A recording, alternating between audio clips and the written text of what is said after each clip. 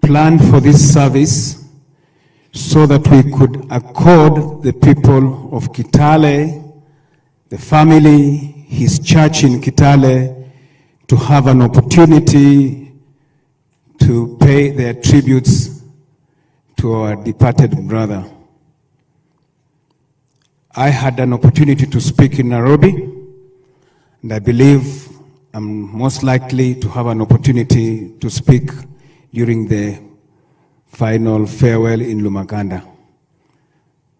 So I'll just take this opportunity to say that on my own behalf,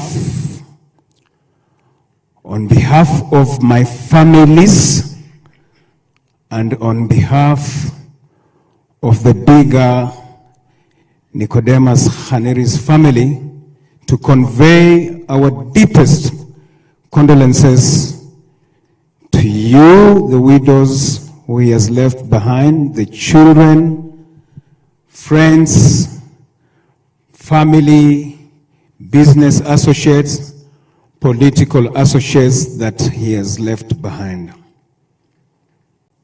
I am particularly affected because of the closeness I had with my brother. CJ was not just my brother, he was my best friend.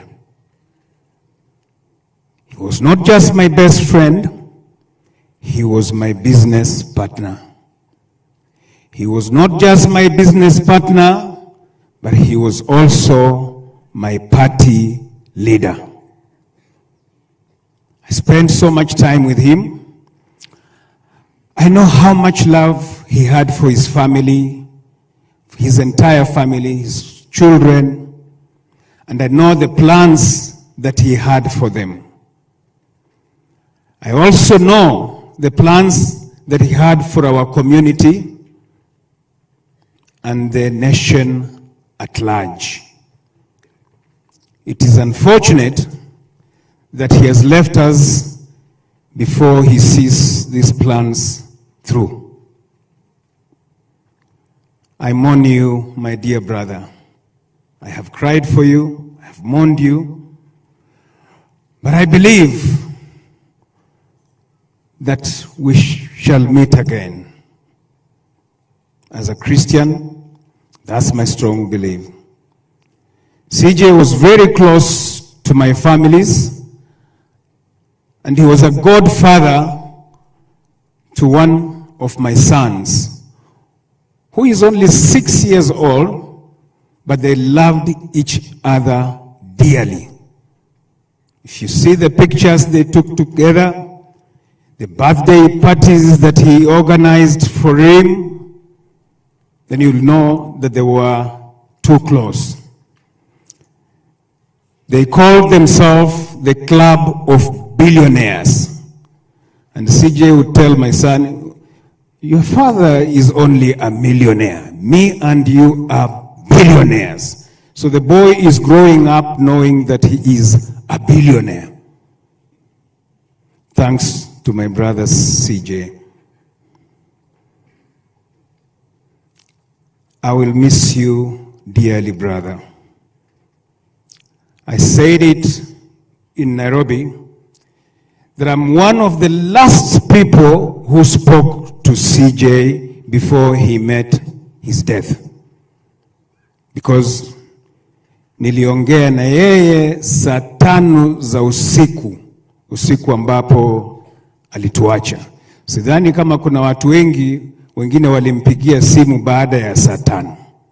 So I must have been maybe the last person he spoke to on phone. I said it in Nairobi that the circumstances surrounding his death are mysterious, and that there are so many glaring gaps in the stories that we are being told. When I spoke to CJ, wakati niliongea naye saa 5, akanieleza amemaliza tu anaelekea nyumbani kwake Manake siku ile ilikuwa inafuata Jumamosi, tulikuwa tuwe na yeye na ndugu yangu Philip Kisia na mkutano wakati wa lunch. So akanieleza vizuri, mimi naelekea nyumbani. Vile amepatikana Naivasha, I don't know. Na mwezi nindanganya kwa ile hali alikuwa, ati aliendesha hiyo gari mpaka Naivasha. That one I refuse to accept. Nimekataa.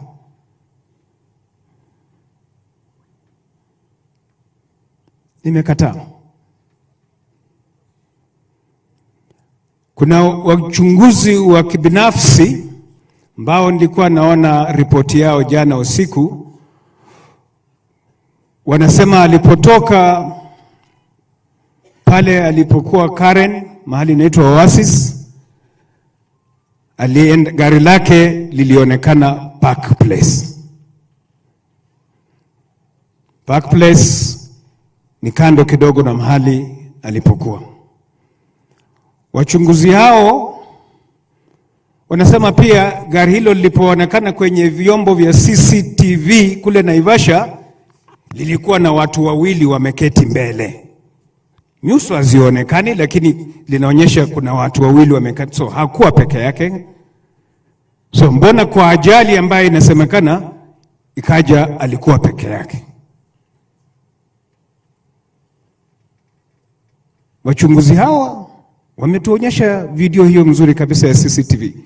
Na wasema mnaona hapa, hili gari ni right hand drive. So hatuwezi kuona upande huo wa steering, lakini upande huo wa left ndio huyu mtu hapa. Kwa hivyo kulikuwa na watu wawili. So maswali haya, ingawaje wengine wanasema tusiyaulize, ninabudi nitauliza haya maswali. Because I know if this had happened to me, CJ would have asked on my behalf. So I will not keep quiet.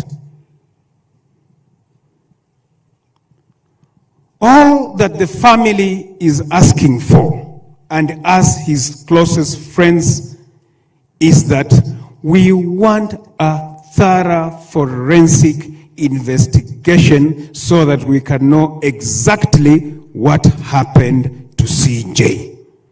How did he find himself in Naivasha? He wasn't going to Naivasha. Hakuwa na mpango ya kwenda kwa Naivasha. Alipatikana namna gani Naivasha?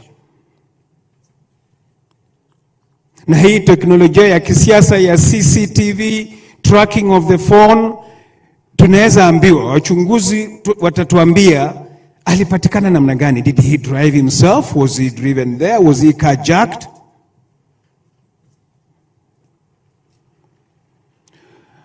I was one of the first people to get to Naivasha after Anne called me in the middle of the night.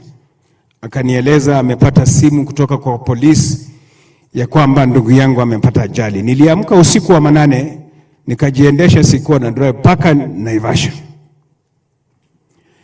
Nilikuwa mtu wa kwanza tukiwa na Anne kuona mwili. Na nilipokuwa nikielekea Naivasha, nilipita gari hilo mahali lilikuwa limefanya ajali, na hata nikasimama nikachukua video na mapicha. The car is extensively damaged. Nafikiria mmeona kwenye vyombo vya habari.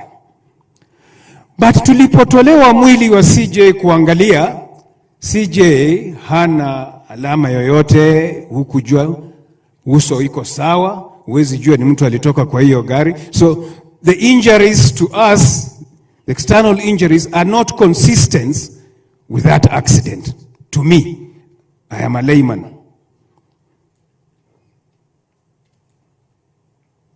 Niliutazama huo mwili vizuri,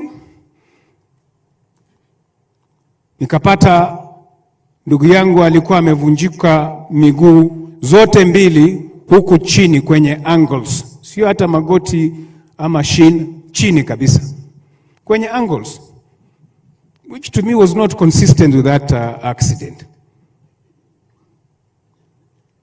Tunashindwa labda aliteswa mahali, hatujui. We just want to know the truth. We don't want to speculate, I have said before, but we just want to know the truth. Only the investigative agencies can tell us the truth after that thorough forensic investigation. Ingine yote tutakuwa tuna speculate, and we don't want that. We don't want to implicate anybody. We just say we want to know the truth. What exactly happened to CJ? So, tuko na huzuni. I didn't intend to speak here today, but nina machungu ndani ya roho yangu, nina machungu mazito. To the family, I told you in Nairobi, as CJ's friends and business associates, we will stand with you. Hatutawasahau, hatutawawacha. The visits we used to make will still be there. We will ensure, tukiwa hapa na Fred Amayo, ndugu yangu Philip Kisia, ensure that the projects that we were doing with CJ are concluded and they come to fruition so that they can benefit this family. That I will fight with all my sweat and blood. Tajaribu kadri ya uwezo wangu.